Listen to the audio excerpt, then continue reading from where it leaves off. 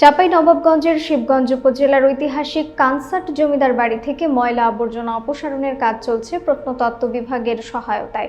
দীর্ঘদিনের অবহেলায় ঐতিহ্য হারাতে বসা এই জমিদার বাড়িটিকে ঘিরে পর্যটন কেন্দ্র গড়ে তোলার উদ্যোগ নিয়েছেন উপজেলা নির্বাহী কর্মকর্তা মোহাম্মদ আজহার আলী। বিস্তারিত দেখুন সেতাউর রহমানের প্রতিবেদনে।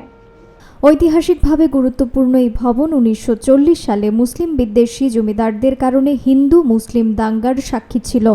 শ্যামপুর চৌধুরী বাড়ির নেতৃত্বে মুসলমানদের প্রতি ও মামলার মুখে কনসার্টের জমিদার শীতাংশু বাবু মুসলিমদের কাছে ক্ষমা চান।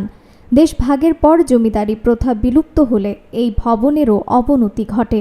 বর্তমানে ঐতিহ্য রক্ষা এবং সুস্বাস্থ্য নিশ্চিত করতে জমিদার বাড়ির আশেপাশের পরিবেশ পরিচ্ছন্ন করার কাজ চলছে। স্থানীয় প্রশাসনের এই উদ্যোগ জমিদার বাড়িটিকে একটি আকর্ষণীয় পর্যটন কেন্দ্রে পরিণত করার লক্ষ্যেই নেওয়া হয়েছে।